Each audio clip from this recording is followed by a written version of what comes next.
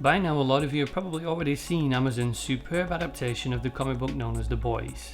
If you haven't, then you definitely should. Right now.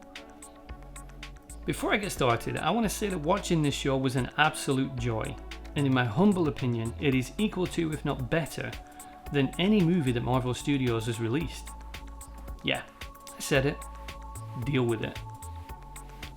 There are going to be some spoilers in this video, so you have been warned. So if you haven't seen it, the series centres on a young chap named Huey, whose girlfriend is turned into red mist by super fast superhero A-Train. Mighty unfortunate. This event leads us into the bigger world of superheroes who work for a giant multinational corporation and are more concerned with saving profits than saving people. The show plays a surprisingly accurate game of what if. What if normal people were suddenly gifted powers that essentially removed consequences from their actions? And what if a soulless corporation controlled them? Interesting question, and one that I've often wondered myself. While this is all super interesting stuff to delve into, and I highly suggest you watch it if you're interested in answering the question, this is just the tip of the iceberg. The show isn't really about superheroes at all. I think The Boys is a biting commentary on celebrity life and our obsession with it. The world at large is in complete thrall of these superheroes without ever really knowing anything about them. Within 20 minutes of the first episode, we already learned that they take an extremely callous and negligent approach to the protection of people, perfectly highlighted by A-Train sprinting straight through Huey's girlfriend, and he doesn't even stop to say sorry. So how are they so popular when they're actually kind of dicks? The superheroes collectively and individually represent aspects of modern celebrity culture, and they're all managed by a soulless corporation called Voight. This is perhaps the most obvious metaphor. In the real world, pretty much all celebrities have teams of people who are charged with managing said celebrity's public persona and ensuring their brands are marketable and profitable. Guess what Voight's primary concern is? The branding opportunities are limitless. Your brand. You could do more. You've already grossed $12.3 billion. Think about all those pop stars, in particular female ones whom when younger are manufactured to be perfectly innocent. We all know they aren't, because nobody is perfectly innocent, but that's how the labels want us to perceive them, and most of the time it works. We all get sucked right in because we're desperate to believe that you can be a decent, honest and genuine person and be successful in the world of entertainment. Spoiler, you need to be at least a tiny bit douchebag to be in entertainment, something The Boys frequently highlights. This is what managers and public relations people do. Manage your public persona so that everyone thinks you're a super nice person and you can appeal to as many demographics as possible. This is also what Voight does. What makes this an interesting metaphor is the power dynamic between Voight and its heroes. Rather than the heroes calling the shots, the corporation tells the superpowered people what to do, and they do it. Each and every one of the superpowered douchebags could easily decimate the corporation and nobody could do anything about it, but they don't. They consistently do things they don't want to do, and they don't do things they do want to do. In my opinion, this is a parallel for how modern celebrities are treated. Consistently micromanaged until their lives don't even closely resemble what they would choose for themselves. They're told where to go, what to do, and how to act by a team of profiteers behind the scenes. The seven all have a bottomless pit of money to draw from, as Translucent reveals in this scene. But the money, the fame, the adulation doesn't seem to satisfy any of them.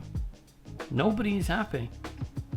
Despite having everything, they all feel incomplete. Is this because of their micromanaged lives and lack of autonomy? Or are they broken people? You know when I said Voight was the most obvious metaphor? Yeah, I was wrong. The general population in The Boys is pretty much exactly the same as the general population in real life. A huge collection of people who are so enamored with their chosen celebrity that they don't even bother entertaining the thought that they might not be who they think. The stories and reports of the Seven engaging in unsavory things are all out there. Each time a story pops up, Voight diffuses it by getting in front of it and issuing an empty apology, pretending the issue doesn't exist at all, or coercing people into signing NDAs to hide the problem. And because the population desperately want to believe that the heroes really are heroic, they're happy to swallow the PR fed to them, despite the fact that pretty much all the heroes have nothing but contempt for those fans. Sound familiar? I hate to say it because it sounds awful, but publicly, A-Train is pretty much the stereotype of how pop culture tells us black people behave. He spouts the same tied black cliches that we see in a lot of movies and is constantly playing up to the cameras for attention and worship, and he's presented as a character almost entirely focused on reputation. For the cameras and fans, he's put forward as a valuable member of the team, and a shining example for black people to aspire to. Behind the scenes of Voight, however, we see that he's a character who has zero influence over any member of the team. He's nearly always used as a method of increasing the group's popularity within the black community by constantly having him attend public functions and participating in stunts. He represents the idea that a person of colour can absolutely be successful in corporate entertainment, so long as he's willing to play the role and do as his corporate masters tell him. Maeve is one of only 2 females in the group, and despite having a similar power level to Homelander, she doesn't occupy the same status at all. Initially, we're given the impression that she is as implicit in the group as anyone else. Over time, we begin to learn that she's not entirely happy being in the group, and is often pushed or coerced into doing things by Homelander under the threat of violence. Like A-Train, she is presented as a valuable member of the team, but behind closed doors, it's pretty obvious that she's mostly ignored. It's not explicitly stated in the show whether her relationship with Homelander was entirely her choice, but she does make it clear that she definitely did not enjoy the experience. Although it's conjecture on my part, I don't think it's a stretch to say that Voight probably manufactured the relationship to turn the two into a celebrity power couple. Later in the show, we find out that she used to have a relationship with a woman who she obviously cared for quite a lot, but was forced to give it up when she joined the Seven. So in order to become a super celebrity, she had to hide her sexuality in order to remain popular to all demographics. Now I know she does say that the people they love will be used against them, thus hinting at why she gave up the relationship. But there's absolutely no sign of her status as a bisexual anywhere in the mainstream.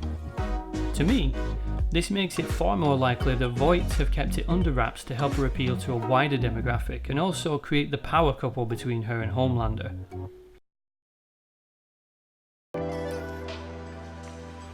Starlight is probably the most interesting metaphor, as she represents the talented newcomer. She comes to the Seven as a naive young superhero who idolizes the Seven to the point where she has spent her entire life preparing to join them. For her, the chance to work with the Seven is a dream come true. When her skills are recognized as being good enough to gain entry into the Seven, she quickly learns why people say we should never meet our heroes. What? I mean, you said you had a crush on me. I figured that, it's just a question of how bad you want to be in the Seven. I am number 2 around here.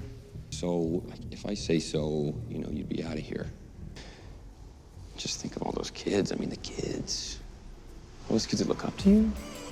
This is an obvious parallel with the passage into stardom which, I imagine, is presented to many young and attractive people in entertainment.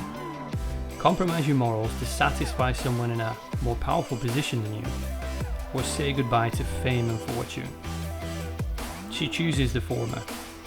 This is the first of many harsh realities to strike Starlight as she quickly unravels the glamour of celebrity lifestyle and is consistently asked to do and say things which are incongruous with her own thoughts and feelings, and pushed into changing her image for a racier one in order to make her more marketable. The message, like before, is clear. You cannot be who you want to be and be a famous superhero. Even when she returns to her authentic self during episode 8 and turns in the 7 to help out Huey, she does so knowing that it will effectively be the end of her status in the 7.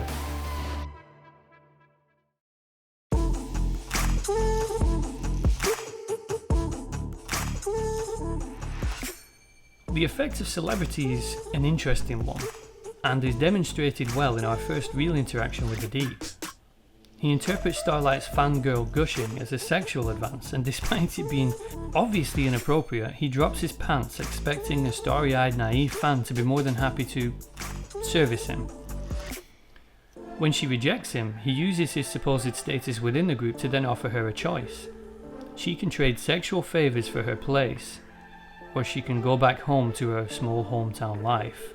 This not only shows how his status has warped his perspective to make him believe that all of his behaviour is totally normal, but it also shows the power dynamic which can exist between a fan and their idol. A power dynamic which can, and does, get exploited. Often. There is a second aspect to the Deep which I also think reflects celebrity culture. The notion that their status in pop culture gives them the authority to do some good. After he realises that his position with the 7 is and always has been a joke, he decides to start rescuing sea animals, but each time he tries to do something good, the creature ends up dead. I think this is a pretty accurate reflection of what happens when celebrities decide to become experts or to solve problems that they don't really comprehend properly. I saved the best until last. Homelander is everything that's wrong with celebrity status, and also everything that's wrong with our adulation of it. In the beginning, we're led to believe that he's just like Superman, squeaky clean Boy Scout who is a shining example to all the boys and girls of the world, American as apple pie. He even wears the flag as his cape. He is the figurehead of Voight's mutant house of celebrity, which makes it even more perverse that he is the most sociopathic of them all. Throughout the entire series, Homelander puts on a smiling, wholesome face for the crowds and fans, while outwardly despising them in private, and considers himself above them. He shows a lack of empathy and an abundance of contempt for absolutely everyone in the show, demonstrating this right in front of Billy as he burns a hole in Stillwell's face, making Billy's revenge plot a complete bust. Homelander is what happens when there are no consequences to what you do. In the world of the boys, superheroes are above the law, and Homelander knows it. Homelander is the superhero above other superheroes, so from his perspective, the world is his plaything. And rather than be condemned for his actions, the people around him do their best to hide them and placate him, so that they can profit from his image, and further reinforcing the idea that he is above reprise. Voight consistently pumps out propaganda to maintain Homelander's public profile, and it works. The world idolizes him because they buy into Voight's marketing. Even though it is completely unrealistic to believe that any human being, super or otherwise, can be perfectly innocent and 100% selfless, we buy into it. Homelander is the personification of how powerful and corrupting adulation can become to both the celebrity and the people which profit from them. For some reason, we elevate these individuals above ourselves and believe that they must be better. We believe that they must be more valuable because of what they do. We believe that they must be special in some way, when in reality, what we should be doing is realizing and acknowledging they're just people, and people have flaws. I'll laser every fucking one of you!